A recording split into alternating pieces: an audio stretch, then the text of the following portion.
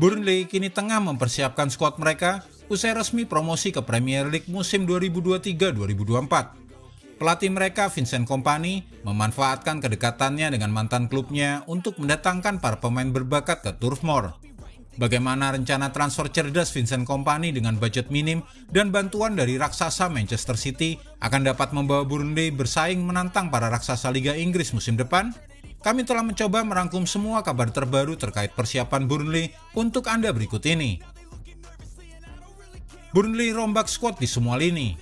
Semua posisi di formasi Burnley akan dirombak oleh Vincent Kompany. Bertanding di kompetisi sekelas Premier League, mau tak mau Burnley wajib melakukan peningkatan performa di semua posisi. Sebelumnya di bursa transfer musim dingin, Burnley sudah mencicil PR mereka dengan mendatangkan Hjalmar Ekdal dan Amin Al-Dakhil.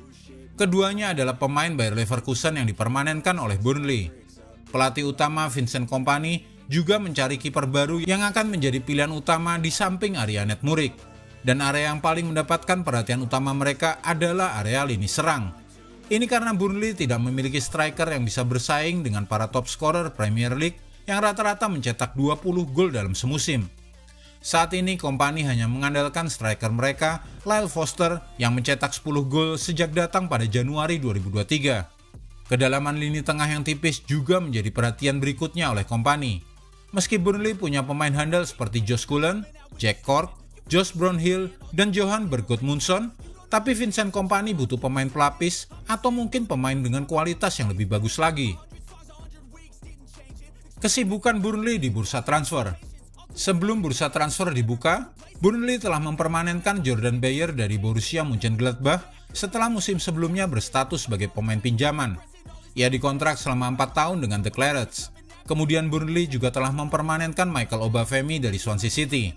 Mereka kini juga telah mendatangkan kiper milik klub Prancis Orient, yaitu Laurence Figaro, yang berstatus bebas transfer.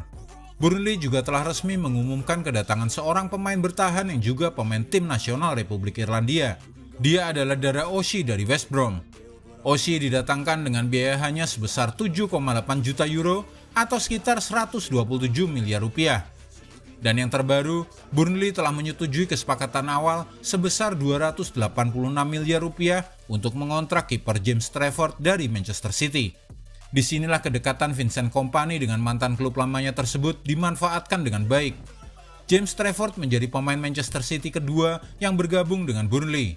Sebelumnya ada nama Tyler Harwood-Bellis, wonderkid Manchester City yang sudah dipinjamkan ke Burnley sejak musim lalu dan masih punya 1 tahun lagi masa peminjaman. Biaya untuk mendatangkan James Trafford bisa naik menjadi 362 miliar rupiah untuk pemain berusia 20 tahun itu, yang saat ini sedang menjalani tugas internasional bersama timnas Inggris di kejuaraan Eropa U21. Burnley juga masih tertarik untuk mendapatkan jasa bek sayap Leeds United, yaitu Cody Drameh.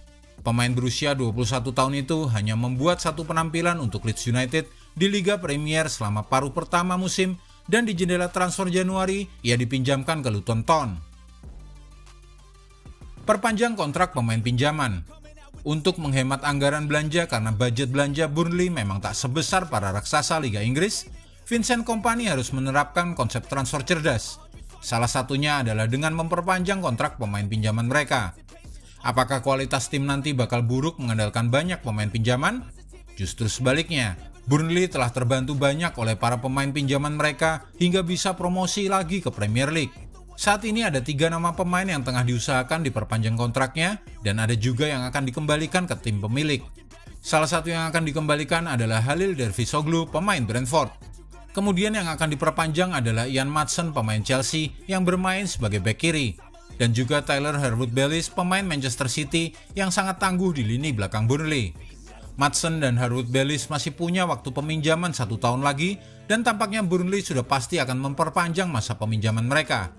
Sementara Nathan Tella yang sebenarnya masih memiliki sisa 2 tahun masa peminjaman, namun Southampton yang terdegradasi selain tengah butuh bantuan Tella untuk membantu mereka promosi kembali ke Premier League, mereka juga tengah butuh uang dan ingin menjual sang pemain jika memungkinkan. Persiapan menghadapi Manchester City. Pertandingan pertama Vincent Kompany di ajang Premier League cukup berat, atau mungkin sangat berat.